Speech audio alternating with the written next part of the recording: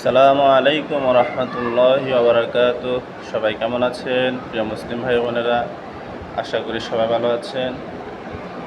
আপনাদের সামনে নতুন একটি ভিডিও নিয়ে উপস্থিত হয়েছি। আজকের ভিডিওর মধ্যে থাকছে আমাদের কিছু প্রশ্ন।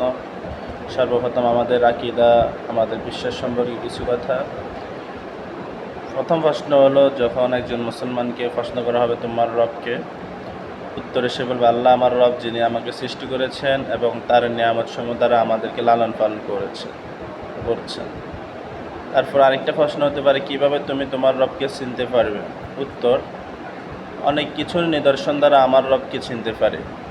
কয়েকটি উদাহরণ দিব, যেমন মনে করেন দিন ও রাত্রির পরিবর্তন দেখে, দিনে সূর্য তার আলো দেখে, রাত্রিতে চাঁদ ও তার কিরণ দেখে।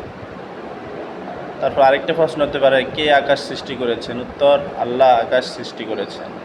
প্রশ্ন, আকাশে চন্দ্র, সূর্য, তারকাসমূহকে চলার পথ কে দেখিয়েছেন, কে দিয়েছেন? উত্তর বলবেন কি, আল্লাহ তাআলা দিয়েছেন। প্রশ্ন, কে জমিন সৃষ্টি করেছেন? উত্তর, আল্লাহ জমিন সৃষ্টি করেছেন। প্রশ্ন, কেন জমিন সৃষ্টি করেছেন? জমিনকে আমাদের বসবাসের জন্য সৃষ্টি করেছেন। আরও কয়েকটি প্রশ্ন হতে পারে, যেমন তোমার ধর্ম কী? উত্তর হবে ইসলাম আমার ধর্ম। প্রশ্ন, ইসলামটা কি? ইসলাম আল্লাহকে একক মানা, তার ইবাদত করা ও আল্লাহর হুকুম মানা। প্রশ্ন, রাসূলকে? উত্তর, মুহাম্মদ সাল্লাল্লাহু আলাইহি ওয়াসাল্লাম আল্লাহর রাসূল। তাকে আল্লাহ পাঠিয়েছেন মানুষকে ইসলাম শিক্ষা দিতে এবং মানুষকে এক আল্লাহর পথে ডাকতে।